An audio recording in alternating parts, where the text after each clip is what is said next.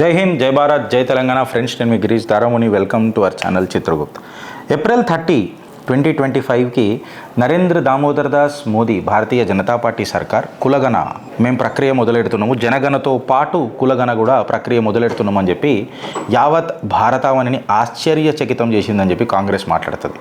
ఇది మా brain child, మేము పెట్టిన ఇత్తనం. సో మా ఇత్తనం మాకే క్రెడిట్ రావాలా, ఇన్ఫ్యాక్ట్ నరేంద్ర మోదీ గారు మమ్మల్ని ఫాలో అవుతున్నారు అని చెప్పి చాలా పలు విశ్లేషకారులు మాట్లాడుతున్నారు. అయితే ఇప్పుడు నేను కొన్ని ప్రశ్నలు అడుగుతా. నేనేమడుగుతానంటే, కులగణ అని చెప్పి ఒక మాట మీరు మాట్లాడుతున్నప్పుడు ఇది చాలామంది సర్కిల్స్లని సర్ప్రైజ్ చేసింది భారతీయ జనతా పార్టీ మూవ్. నేను కాదని అంటలేను. ఇన్ఫ్యాక్ట్ కొంతమంది మెచ్చుకున్నారు, కొంతమంది సడన్గా మోదీ గారు యూటర్న్ చేసిండ్రు అని అన్నారు. సో ప్రోస్ అండ్ కాన్స్ రెండు మాట్లాడుకునే ప్రయత్నం చేద్దాం. నా అభిప్రాయం అండ్ టు దట్ మ్యాటర్ ప్రజా స్పందన. ఇన్ఫ్యాక్ట్ చదివిన తర్వాతనే మా స్పందన వస్తుంది, మేమంత పెద్ద విశ్లేషకారులం కాం.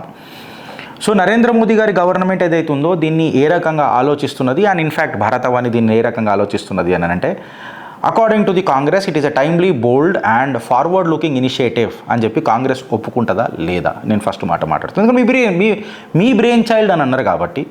సో నాకు తెలిసి ఇది ఒక ఎగ్జాక్ట్ టైమింగ్ ఉన్న concept, bold concept and moreover forward looking concept according to the Congress. కరెక్టా కాదా?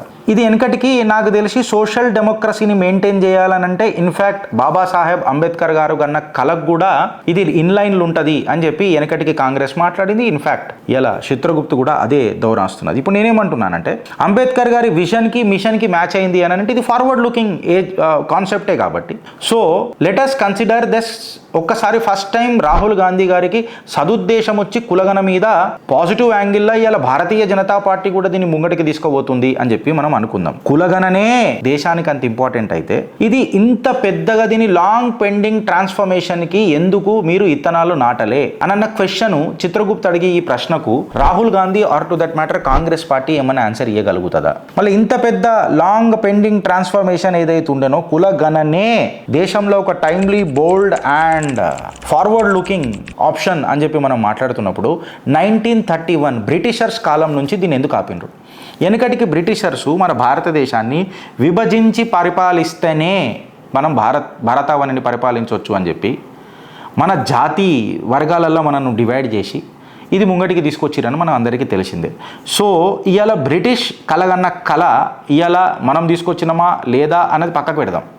1931 నుంచి ఇప్పటిదాకా కాంగ్రెస్ ప్రభుత్వం దీన్ని ఎందుకు తీసుకురాలే? When it was a forward ఏమంటారు లుకింగ్ ఆర్ ఫార్వర్డ్ ఆప్షన్ ఉన్నప్పుడు దీన్ని ఎందుకు తీసుకోలే అని చెప్పి నేను మాట్లాడుతున్నాను. 2011లా socio economic and caste census, popularly known as SECC అని చెప్పి మాట్లాడతారు. మళ్ళీ యూపీఏ గవర్నమెంట్ ఈ గ్యాప్ని ఎందుకు ఫిలప్ చేయలే? ఈ గ్యాప్ని ఎందుకు ఫిలప్ చేయలే? ఇట్లాంటి అన్కంఫర్టబుల్ ట్రూత్ని కాంగ్రెస్ ముంగట పెట్టినప్పుడు ఎందుకు మాట్లాడలే? కేవలం పోస్ట్ కోవిడ్ తర్వాత, కాంబ్రిడ్జ్ అనలిటికా డేటా ఇచ్చిన తర్వాత కులగణ అనే టాపిక్ ఎందుకు వచ్చింది? జాతివాద్ అనే కాన్సెప్ట్ ఎందుకు వచ్చింది? జితనా ఆబాదీ ఉతనా హక్ అని అన్నప్పుడు మొన్న రీసెంట్గా ఇన్ఫర్మేషన్ కమిషన్ తెలంగాణలో పెట్టినప్పుడు కూడా మళ్ళా జితనా ఆబాదీ ఉతనా హక్ అని అన్నప్పుడు తెలంగాణలో ఉన్న, ఎందుకంటే తెలంగాణ దిక్సూచి అయింది కదా యావత్ భారతదేశానికి according to Rahul Gandhi. So నేనేమంటున్నా అంటే, మళ్ళీ ఇక్కడ బీసీలకు న్యాయం జరిగిందా అన్న మాటకు కాంగ్రెస్ ఏం సమాధానం చెప్పగలుగుతుంది? ఇప్పుడు ఇది ఎట్లుంటుంది అని అంటే ఫ్రెండ్స్, నాకు ఒకటి అర్థం కాదు ఏందని అంటే, కులగణ అని మాట్లాడినప్పుడు ఇది మా బ్రెయిన్ చైల్డ్ కాబట్టి ఆబ్వియస్గా మీరు ఆ సీలింగ్ కూడా తీసేయాలా అని చెప్పి చెప్తారు. సీలింగ్ కంటే ముందు నేను కాంగ్రెస్ని ఒక ప్రశ్న ఏం వేస్తున్నానంటే, అసలు బీసీలు మిమ్మల్ని ఎప్పుడు ఓనప్ చేసుకున్నారు? కాంగ్రెస్ నేను అడుగుతున్నా. బీసీలు కాంగ్రెస్ని ఎప్పుడు ఓనప్ చేసుకున్నారు ఫ్రెండ్స్? మీరు బీహార్లో తీసుకున్నా మిమ్మల్ని మూతిమిద్దన్నిండ్రు, ఇవాళ మిమ్మల్ని కర్ణాటకలో తీసుకున్నా మిమ్మల్ని మూతిమిద్దన్నిండ్రు, ఇవాళ మిమ్మల్ని కేరళలో తీసుకున్నా మిమ్మల్ని మూతిమిద్దన్నిండ్రు, ఇవాళ మిమ్మల్ని మన తమిళనాడులో తీసుకున్నా మీ నాయనమ్మ కాలం నుంచి మిమ్మల్ని మూతిమిద్దన్నిండ్రు. బీసీలు మిమ్మల్ని ఎప్పుడు ఓనప్ చేసుకున్నారు అని అంటున్నా, సాక్షాత్తు దేశ ప్రధాని ఒక బీసీ. సో మీరు స్టాటిస్టిక్స్ తీసుకొని చూస్తే మీ రాజకీయాలు ఏదైతే బీసీలలో మీరు చెప్పి దేశాన్ని చీల్చి ఆర్ టు దట్ మ్యాటర్ జాతి వర్ణనాన్ని ఇప్పుడు తీసుకొని వచ్చి అల్టిమేట్గా భారతావనిలా విభజించి పరిపాలిద్దామని అనుకునే మీ కళ ఎప్పుడో కళ్ళ లాగా మారిందా లేదా? It was a dream which was never true. Hope I'm making sense my dear friends. అయితే నేను ఏమంటున్నానంటే, బీసీలు మీ పక్కన ఎప్పుడు నిలబడ్డరు అని అంటున్నా. బీసీలు ఇదే బీజేపీకి ఎప్పటి నుంచో నిలబడ్డరు. అది 3 సార్లు ముఖ్యమంత్రి ఆయన గుజరాత్ ఉన్నా సరే, ఇప్పుడు 3 సార్లు ప్రధానమంత్రి అయినా సరే, అజాత శత్రువు లెక్క రాజకీయాలలో మీరు ఎన్ని ఎత్తుగడలు వేస్తారో ఆ ఎత్తుగడలను తిప్పి కొడుతూనే వచ్చిండు. ఇన్ఫాక్ట్ ఇవాళ రాజకీయ విశ్లేషకారులు ఏమని మాట్లాడుకుంటున్నారంటే ఏదైతే ఒక్క ఆప్షన్ ఉండేనో రాహుల్ గాంధీకి కులగణ జాతిగణ అని చెప్పి జాతి గాంధీ లెక్క పేరు ప్రతిష్టలు కాంచిన మా రాహుల్ అన్నకు ఆ ఒక్క ఆప్షన్ ని కూడా మర్డర్ చేసి పడదొబ్బిండు కదా రాజకీయంగా అని చెప్పి అలా రాజకీయ విశ్లేషకారులు మాట్లాడుకుంటున్నారు. నెక్స్ట్ ఏడు దాకా పోతాడు రాహుల్ గాంధీ, నెక్స్ట్ ఏం టాపిక్ తీసుకుంటాడు అని చెప్పి ఒక చర్చ మొదలైంది భారతదేశంలో. ఇంకా కరెక్ట్ గా చెప్పాలనంటే ఫ్రెండ్స్, ఒకటి అర్థం చేసుకోవాల్సింది ఏంటంటే ఇప్పుడు సార్ ఏమంటాడు, కులగన అయిపోయింది కదా, నెక్స్ట్ మనకు కావాల్సింది ఏంటంటే రిజర్వేషన్ క్యాప్ 50% లెక్క దానికి మార్చేయాలా అని చెప్పి మాట్లాడతాడు.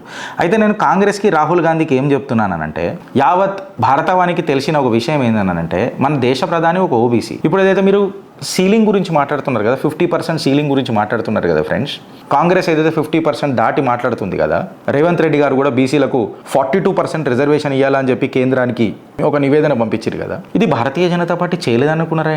వెనకటికి 1999లో జయలలిత గారు కూడా 69% సీలింగ్ పెట్టింది, తీసుకొని వచ్చింది, 69% పెంచింది, సీలింగ్ కాదు. మళ్ళీ అది 9th షెడ్యూల్లో పెట్టి తీసుకొని వచ్చినప్పుడు అప్పుడు ఎన్డీఏ కూటమే ఉండే కదా. మహారాష్ట్రలో కూడా మరాఠా రిజర్వేషన్ ఇచ్చినప్పుడు 68% దాకా తీసుకుపోయింది కథ, అది అది అది అది అది చేసింది కదా. కర్ణాటకలో కూడా ఇండైరెక్ట్గా గాడికే వచ్చింది కదా.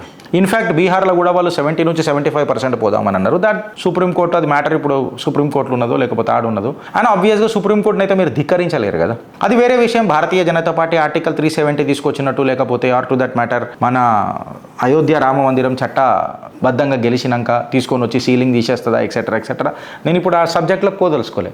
బట్ ఆబ్వియస్గా ఈ రిజర్వేషన్ ప్రక్రియ, ఈ సీలింగ్ అనే దానికి చెక్ భారతీయ జనతా పార్టీ కూడా పెట్టింది కదా వెనకటికి. సో నేనేం క్వశ్చన్ వేస్తున్నానంటే ఇలా రాజకీయ విశ్లేషకారులు అందరికీ ఏదైతే కులగన అని అనుకుంటూ కోసుకుంటున్నారు కదా, నేనేమంటున్నా అంటే మీ కళ్ళల్లో ఒత్తులు పెట్టుకొని నేను కూడా చూడాలని అనుకుంటున్నా. ఏందనంటే కులగన తర్వాత నెక్స్ట్ ఏంది, ఇప్పుడు మీకు ఉన్న ఆప్షన్ని కూడా చంపేసిండు మోడీ. నెక్స్ట్ మీరు దేశ రాజకీయాలలో ఇంకా ఎంత దిగజారుతారు అని చెప్పి నేను అంటున్నా. ఫర్ ఎగ్జాంపుల్ ఇప్పుడు రిజర్వేషన్ 50% కంటే సుప్రీంకోర్టు ఇచ్చిన తీర్పుకు ముందు ఎట్లా పోవాలి, దాన్ని ఎట్లా చేస్తారు గిరీష్ అని అంటే 9th షెడ్యూల్లో పెట్టిండ్రు. 9th షెడ్యూల్లో వీళ్ళు ఏమనుకుంటారంటే ఏమున్నది సుప్రీంకోర్టు నజర్లకు ఇది రాదు, సుప్రీంకోర్టు దీన్ని పట్టించుకోదు అని అంటారు. But the fact of the matter ఏంటంటే ఈ 9th షెడ్యూల్ అనేది కూడా subjected to review. Whenever the basic structure of the constitution is altered, basic structure of the constitution ఎప్పుడైతే దెబ్బతింటుందో ఖచ్చితంగా ఈ 9th షెడ్యూల్ కూడా ఖచ్చితంగా సుప్రీంకోర్టు పరిగణనలోకి వస్తుంది. ఇది తెలియదా? మన చట్టసభలలో కూర్చొని ప్రజలను శాసించే స్థాయికి ఎదిగిన వీళ్ళందరికీ తెలియదా? ఇది అర్థం చేసుకున్న నాడు మీకు అర్థమవుతుంది అని చెప్తున్నా. సో నేను వేసే మొట్టమొదటి ప్రశ్నకి ఏందనంటే, అసలు కాంగ్రెస్ పార్టీ బీసీలను ఎప్పుడు గెలుచుకున్నది? ఆంధ్రప్రదేశ్లో కూడా ఇవాళ తెలుగుదేశం పార్టీ ఫార్వర్డ్ క్యాస్టు లేదా ఓసీలు అయినప్పటికీ బీసీల ఓట్ల మీదనే చంద్రబాబు నాయుడు గారు రాజకీయాలు చేశారు. ఇన్ఫ్యాక్ట్ ఇలా మీరు ఏది రకంగా తీసుకున్నా, ఏ రకంగా ముంగడిపోయినా బీసీలది పెద్దపీటనే ఉన్నది. ఇన్ఫ్యాక్ట్ బీహార్లో లల్లు ప్రసాద్ యాదవ్ కూడా. సో బీసీలకు పెద్దపీట వేసారు. కాకపోతే బీసీల జీవితాలు ఆర్ టు దట్ మ్యాటర్ దళితుల జీవితాలు. ఇప్పుడు చంద్రశేఖర్ అని ఎవరో భీమ్ ఆర్మీ అని చెప్పి ఎవరో ఉంటారు బ్రదర్, ఆయన నాకు తెలిసి ఫారిన్లో పోతే ఎక్స్పెన్సివ్ కార్లలో తిరుగుతాడు. మళ్ళా దళితుల యొక్క రాజకీయం చేస్తున్న ఆ చంద్రశేఖర్, దళితుల పేర్లు తీసుకొని చెబుతున్న ఆ రాజకీయాలు చేస్తున్న దళిత్ లీడర్లంతా కమ్మగ పుల్లగా మంచి కార్లలో తిరుగుతున్నారు. మళ్ళీ దళితుల జీవితాలు ఎందుకు బాగుపడతలేవు? Is reservation only the merit in this country అని చెప్పి మాట్లాడితే, ఫర్ ఎగ్జాంపుల్ ఇలా 70% రిజర్వేషన్ అని అంటే 50% రిజర్వేషన్ అని అంటే, ఫర్ ఎగ్జాంపుల్ ఇప్పుడున్న సుప్రీంకోర్టు సీలింగ్ ప్రకారము 5 సీట్లు నార్మల్ కేటగిరీకి, 5 సీట్లు రిజర్వేషన్. అందులో ఎస్సీ ఎస్టీ ఓబీసీలకు ఎట్లుంటాయో తర్వాత చూద్దాం.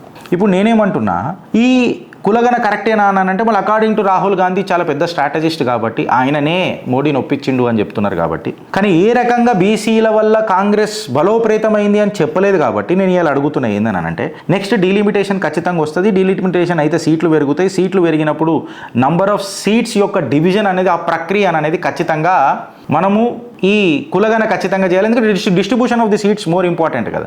And the distribution of the seats obviously భారతదేశంలో ఈ ఓటు ప్రక్రియని నిర్ణయించేది ఈ సోషల్ ఇంజనీరింగే, ఎస్పెషలీ కులాలే. టైమ్ అండ్ అగైన్గా. సో ఈ sheet sharing or to that matter vote sharing ఏదైతే ఉంటుందో, lastly the vote percentage of the political parties is directly proportional to the seats distributed to the respective caste.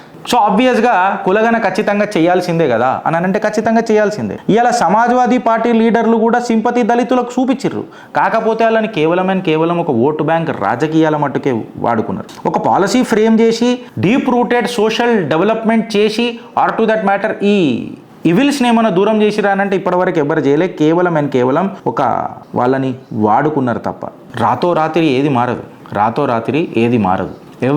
Every decision ఒక process లాంటిది, event లాంటిది కాదు. Bus ఏ కరెతో ఏ హోజాతా అని అన్న మాట. నేను ఇంకా ఒక మాట అన్నా, ఏమనన్నా అంటే రాహుల్ గాంధీనే ఇవాళ ఆ కులగన జనగణ వాట్ ఎవర్ ఇట్ ఈస్, కులగన అనుకుంటా, క్యాస్ట్ సెన్సస్కి చైర్మన్ చేయాలి. మళ్ళీ చైర్మన్ జాతి ఏందో ముందు కాంగ్రెసే చెప్పాలి. చెప్పిన తర్వాత ముంగటికి పోవాలి. మేము మాట్లాడింది రాంగ్ అయితే మమ్మల్ని ఉత్కారేయండి, లేకపోతే మీ కమెంట్ రూపంలో మాకు ఒక కమెంట్ ఎస్సా నోనా అని అనేది చెప్పుండ్రి. తప్పు మాట్లాడితే ఉత్కారేయండి, కాకపోతే డేటా పెట్టండి. భారత్ మాతాకి జై.